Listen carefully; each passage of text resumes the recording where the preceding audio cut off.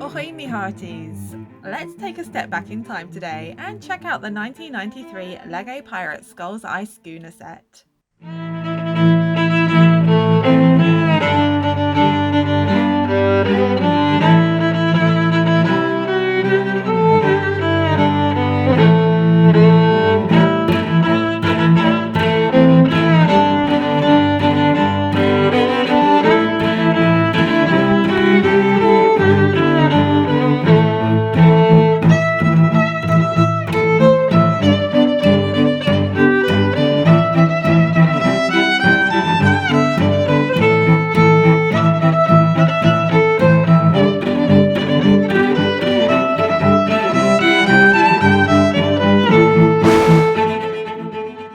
Ahoy matey! Welcome aboard the second brick to the left.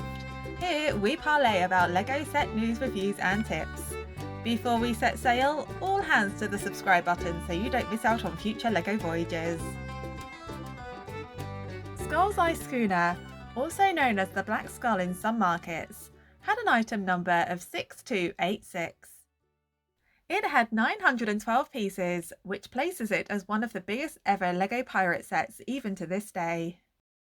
In today's video, we'll check out the packaging, the instructions, the details and the minifigures. As this was released in 1993, if you're looking to pick this up today, expect to pay a fair booty with second-hand merchants. The set that will be featured in this video dates back to 1994.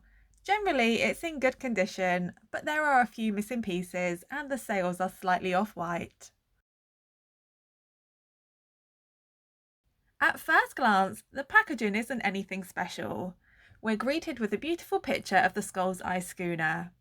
However, when you take a closer look, you'll see this is a liftable flap. Underneath the flap, there is a great collection of images showing the different features of the set. This is really nice. We can see things like the movable elements and ship details. What I really like about these pictures are the storytelling elements. We've got minifigures being made to walk the plank, Captain Redbeard instructing the navigator with the map, and the loading of the cannons. This really inspires the imagination. Moving on to the other section, when buying this you would have seen all the elements through these windows. Larger pieces like the ship's hull would have been arranged along here. Plus, in this central part, the minifigures, compass and some of the flags would have been displayed prominently. I really like the matte background across the box. It's really in keeping with the theme. On the back of the box, we're given some ideas of how this set could be rebuilt given the pieces. This is such a great idea. Did you notice there's no name of this set on the packaging? In fact, there's not very many words at all. This is likely due to localization and not needing to change the sets for each and every market. The text we do have is in a number of languages, including English, French, German and even Japanese. 90s instruction booklets take us back to a simpler time. The instructions were exactly that, just instructions.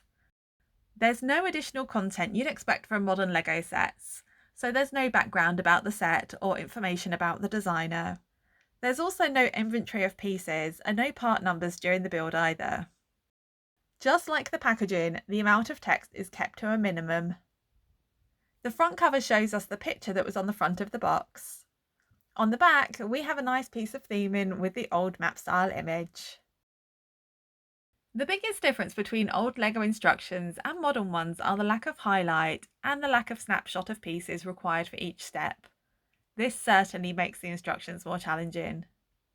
However, you can see there are floating pieces with arrows, which does help you to place those easy to miss pieces. For each step, you're going to be placing more pieces than a modern set. We can demonstrate that by looking at a more recent pirate ship set. Let's look at the Brick Bounty from 2015, which had 745 pieces.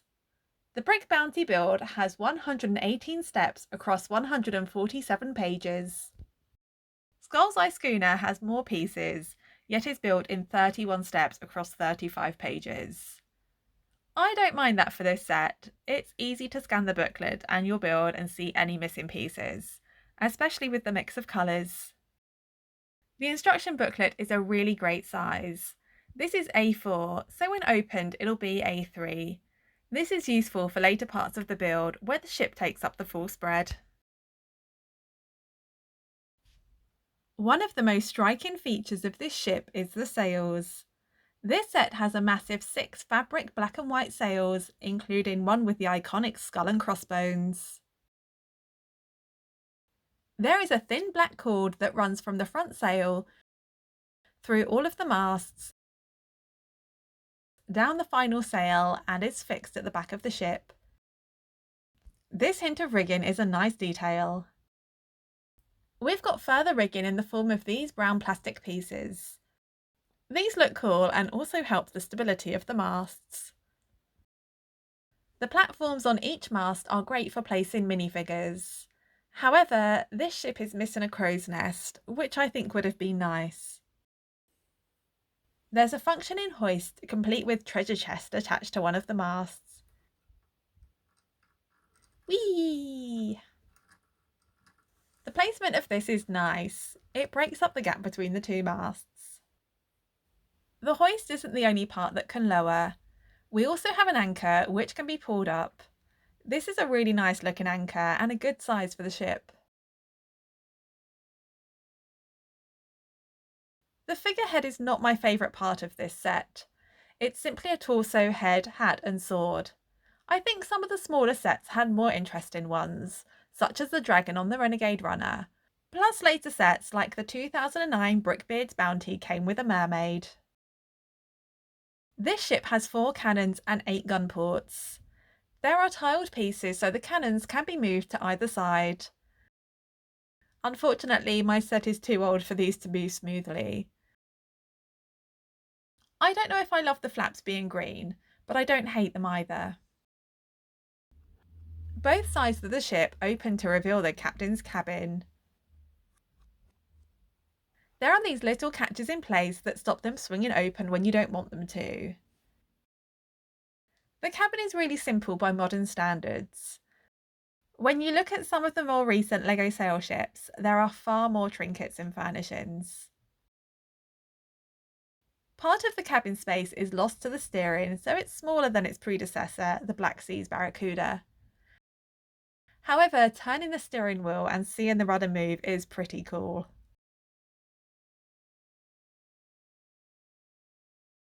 The hooks at the back of the ship for the rowboat are a great idea. The skull and crossbones on the back of the ship is really cool. I've lost one of the lanterns, but I intend to buy the replacement pieces as I think they look really classy. There are plenty of slots for placing swords and rifles, plus there are many cannonballs. This ship is ready for battle. One awesome inclusion in this set is a fully functional LEGO compass. I can confirm it's pointing north. It's such a nice piece and really puts the modern printed tile compasses to shame. The embellishments like rails and small windows are simple but look really effective. Minifigures! There are 9 minifigures included in this set, which is a great number for a set this size. We've got Captain Redbeard, First Mate Rummy, Lady Anchor, Gonzo Goldbar and several unnamed pirates. This is a great variety. This set also comes with some animals, a shark, monkey and a parrot. This is one of my all-time favourite LEGO sets. Putting nostalgia aside, this is a great set that has withstood the test of time. It's packed full of functioning features, has a great cast of minifigures and is an impressive display piece. I'm so happy I have this set in my collection. Well, those are my thoughts. How about you? What do you think about this set? Let me know in the comments below. Avast, let's weigh anchor here. It's been a pleasure sailing with you. If you enjoyed this video, swashbuckle the like button or be prepared to walk the plank. May ye have fair winds and following seas.